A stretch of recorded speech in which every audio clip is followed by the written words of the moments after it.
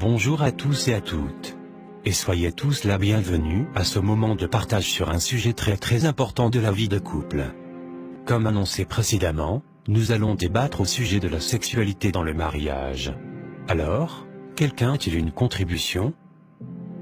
Bonjour à tous. Mon nom est Bernard. Quant à moi, la sexualité dans mon mariage dépend des humeurs de mon épouse. Ah bon? Et comment cela est-il possible, frère Bernard?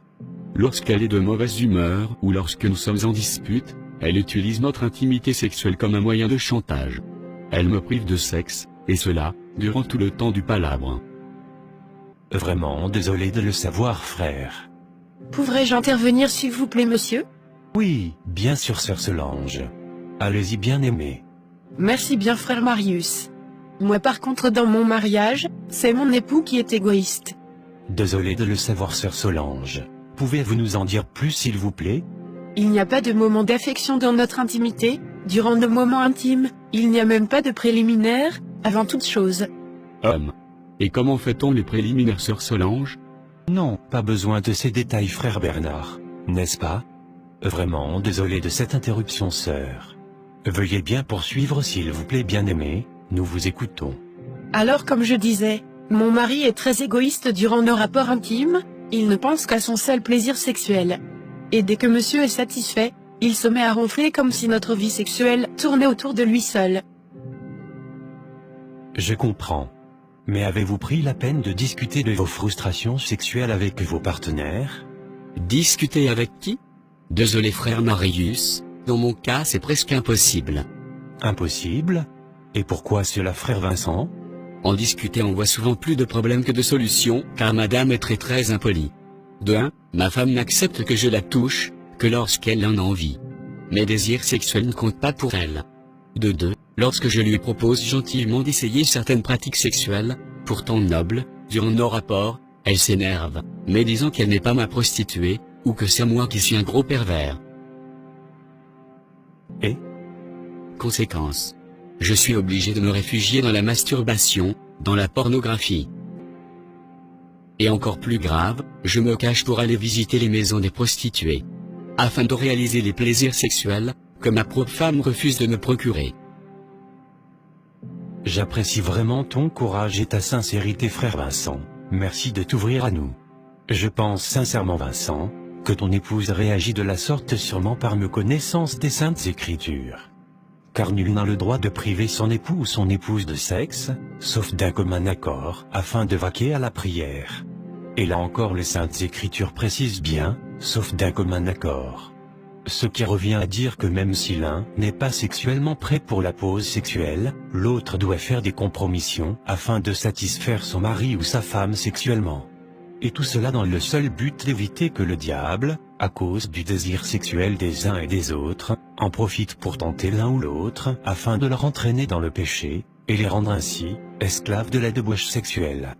Car sachons-le, il est très facile de tomber dans les péchés sexuels, tels que la pornographie, la masturbation et l'adultère, mais de même, il est également très difficile de s'en débarrasser. Vous avez parfaitement raison, pasteur Marius. Je vous en prie, sœur Mélanie. Veuillez bien m'appeler frère Marius, et non pasteur Marius. Car selon Matthieu chapitre 23 verset 8, nous sommes tous des frères. Autant pour moi, frère Marius. Je vous en prie, ma sœur, alors vous disiez? J'avoue que je vis la situation spirituelle que vous décriviez tout à l'heure. Mon époux est tout en voyage.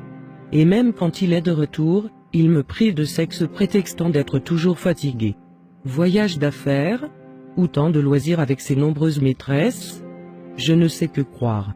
Cependant, à cause de la négligence sexuelle de mon mari, je suis malheureusement devenue dépendante de la masturbation.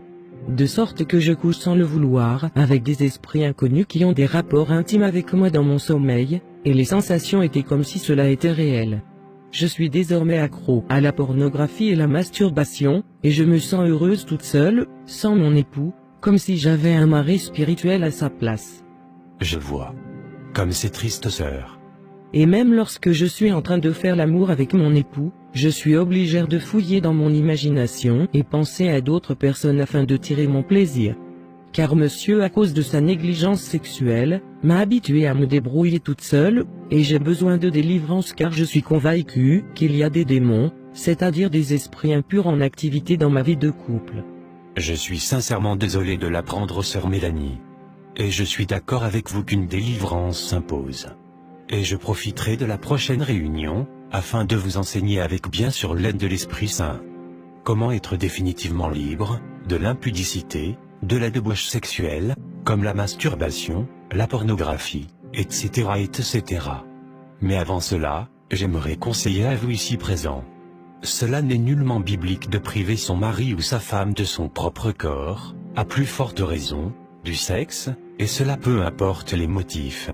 Puisque selon 1 Corinthiens chapitre 7 verset 4, la femme n'a pas autorité sur son propre corps, mais c'est le mari, et pareillement, le mari n'a pas autorité sur son propre corps, mais c'est la femme.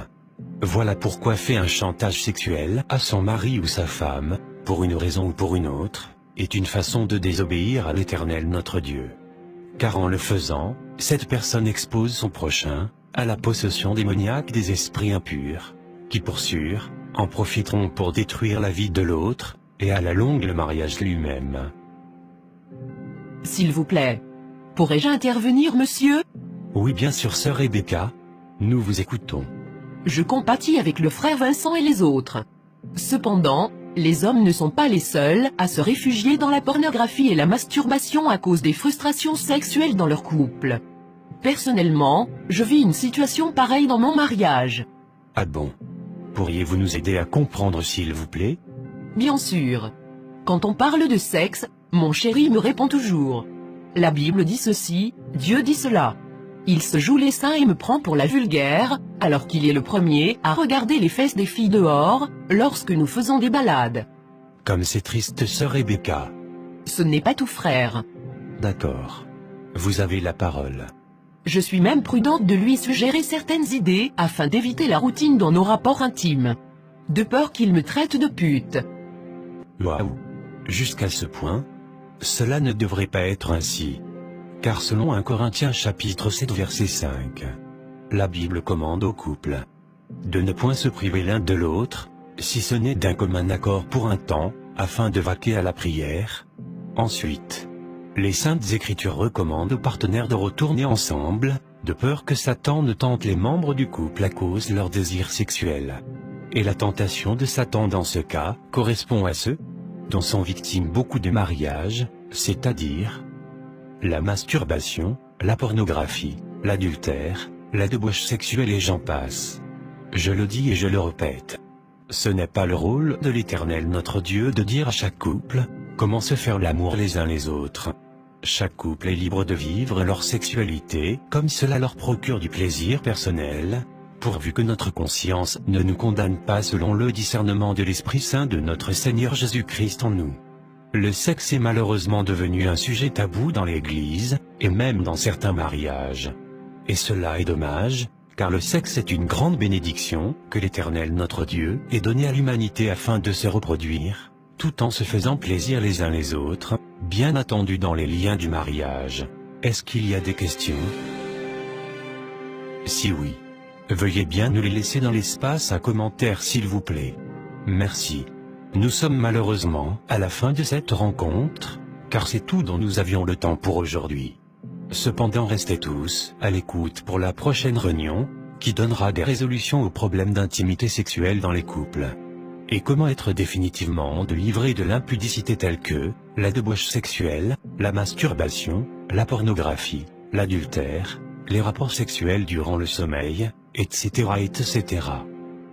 À présent, j'aimerais tous vous inviter à baisser nos têtes dans la prière, afin de confier nos mariages entre les mains puissantes de l'Esprit Saint de notre Seigneur Jésus-Christ.